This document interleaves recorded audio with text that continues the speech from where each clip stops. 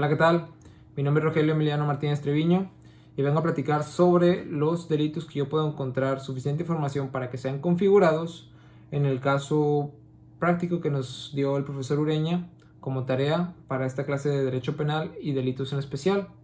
Y me gustaría al comienzo, a través de una mención sobre el principio de exacta aplicación de la ley que se encuentra en el artículo 14 constitucional, que más que nada menciona que no se puede aplicar una pena por analogía. Y hago mención de esto, puesto que en el caso práctico que nos ofreció el profesor Ureña, sí que se observan algunas particularidades con las cuales yo puedo encontrar suficiente información para que se tipifiquen o que se configuren un par de delitos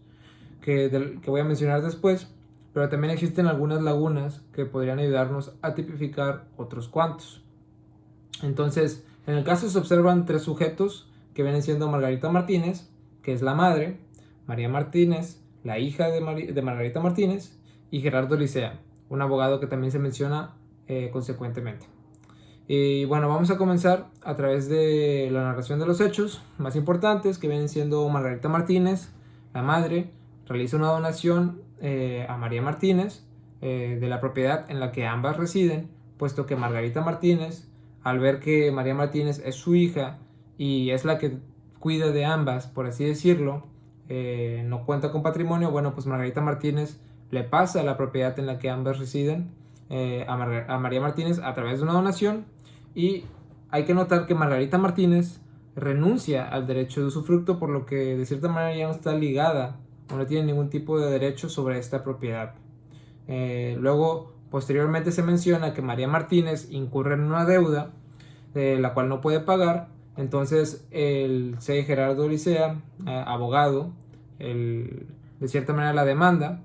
a través de la vía civil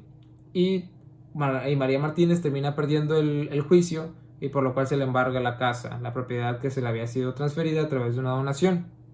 Y lo particular del caso es que 2 meses después, Margarita Martínez encuentra a ambos, María Martínez y Gerardo Licea, residiendo en esa casa que le fue embargada a María Martínez. Y a partir de ahí se puede, de cierta manera, concluir en primera instancia que Margarita Martínez ya no estaba residiendo con María Martínez, puesto que ésta no se enteró hasta 2 meses después de concluido el juicio. Y de cierta manera también se puede concluir que María Martínez y Gerardo Licea podrían de cierta forma haber colaborado para deshacerse de Margarita Martínez, la madre, en el momento en el que se le es embargada la casa a María Martínez, y así separarle o de cierta manera ayudar a María Martínez a librarse de la obligación que ésta tiene con su madre. Y bueno, los delitos que yo puedo encontrar suficiente información para que sean configurados son, en primera instancia, el delito de violencia familiar de tipo patrimonial, que viene tipificado en el artículo 287 bis del Código Penal para el Estado de Nuevo León, que menciona que comete el delito de violencia familiar quien, habitando o no en el domicilio de la persona agredida, realice acción u omisión, y que esta última sea grave y reiterada, o bien, aunque esta sin ser reiterada se considere grave e intencional, que dañe la integridad psicoemocional, física, sexual, patrimonial o económica de uno o varios miembros de su familia, de la concubina o concubino. Y aquí hay que hacer especial énfasis en la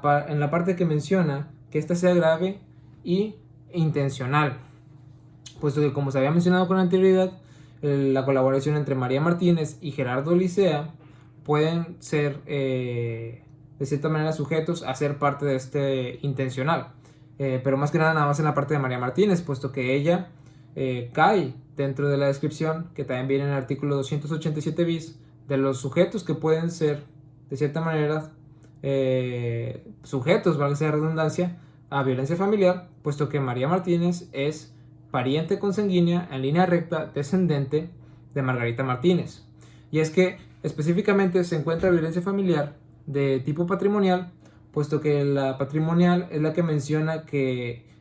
pues es la acción o omisión que daña intencionalmente el patrimonio o afecta la supervivencia de la víctima, y puede consistir en la enajenación, adquisición a nombre de terceros, transformación,